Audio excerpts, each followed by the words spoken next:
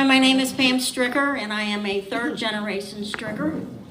And Stricker's Grove was started by my grandfather, Henry Stricker. And he worked for Procter & Gamble. And many of you may know that the world headquarters of Procter & Gamble is here in Cincinnati, and it was started in Cincinnati.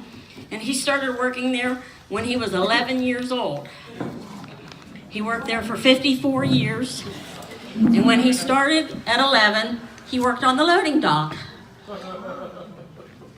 And he nailed wooden crates together so they could ship it out. They could ship the soap out. And he knew Mr. Gamble.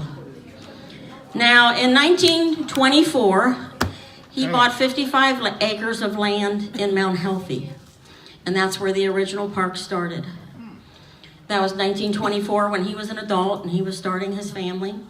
So he moved out there, and he was still working for Procter & Gamble. And this was a time during Prohibition when you could not buy alcohol. You could make it and drink it in your home, but you could not go out and buy it. Well, people didn't want to just sit at home and drink alone. They wanted to go out and party with their friends. So they would come out to my grandfather's place on the weekends and have their picnics and have a good time. And he had a lot of apple orchards out there. And the people would picnic underneath the groves of trees. And that's how Stricker's Grove got its name. They would be under the groves of trees. So there wasn't a lot of things for the children to do. So he put in some swings, and he put in some horseshoe pits, and he put in a baseball diamond so that they would have some activities to do. And then in 1940s, he added some ponies and horses. And when I was a child growing up there, because I lived on the property when I was a kid, we had the horses and ponies probably until the late 60s. And we had a horse track, and we had a pony track. And then they decided to add a dance hall. But he didn't really want to build a dance hall if the park was going to fail. So he built the dance hall with the idea that it could be converted into a chicken coop if the park failed and he was going to raise chickens. So then in the 1950s, they started to add some mechanical rides. And some of the rides that we had back in the 50s and 60s was the boats and the rockets. Now, we still have those rides out there. I rode those rides when I was a baby in diapers. And we'll probably still have those rides when I go back into diapers. Now, my job when I was a little girl growing up in grade school and high school at the old park, I worked on the pony track. And the way the pony track was structured was you got on the pony, and then it was like an enclosed area where you rode down and rode around and came back up. My job was to sit at the bottom of the pony track. And when the ponies wanted to stop and eat grass, I had to get up and get the pony moving again. So I would sit down there with my transistor radio and listen to WSAI. And I made $4 a day. Now, the kids who worked on the rides and did the cleanup, they made 60 cents an hour. And when I got into high school, I wanted to go and start working in the concession stand because in the concession stand, you made 65 cents an hour. And I figured out with the long hours, I could make more than $4 a day.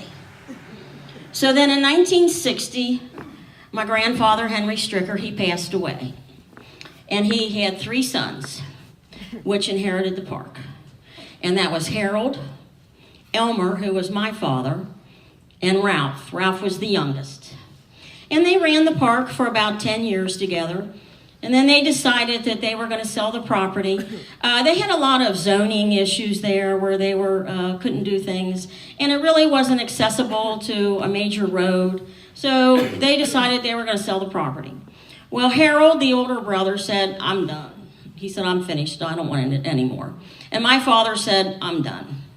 But Ralph, the youngest one, my uncle, he wanted to carry on and he wanted to keep the park going. So in 1972, he bought 25 acres out here and he relocated the park to Ross. Now, when he built this property, this was all cornfields. There was not one tree anywhere.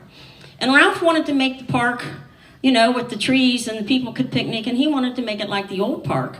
And so the very first thing he did was plant trees out here. Then he started adding the buildings, and it kind of grew out of that.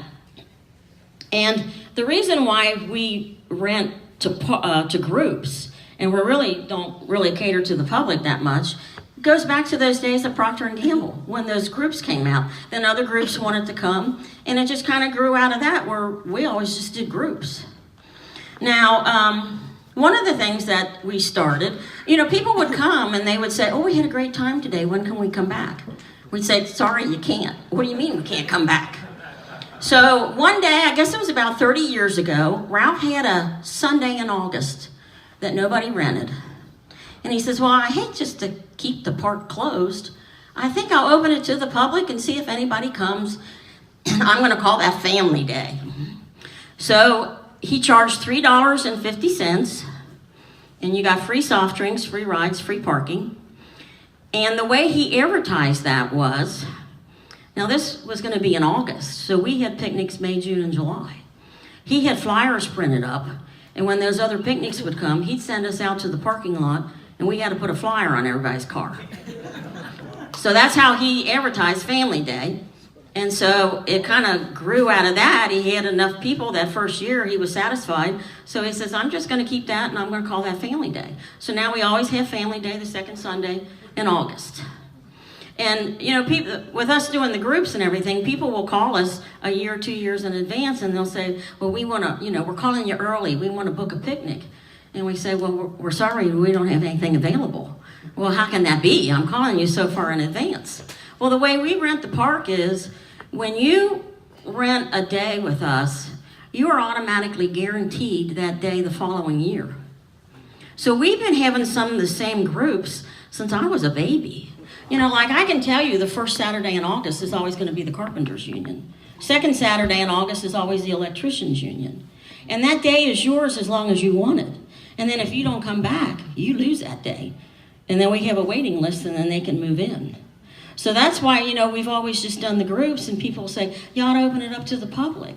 Well, that's not really what we're all about. We've always done the groups. So over the years, we started to have a couple more days where the public can come in, and they always seem to come in, and they enjoy that.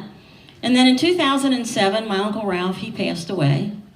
So now the park is operated and owned by his daughter, Debbie, my cousin, and Jan is my other cousin on my mother's side of the family. We're all kind of like related. And then a family member and another long-term employee. So that's how the park is run today, and that's pretty much the history. Anybody have any questions?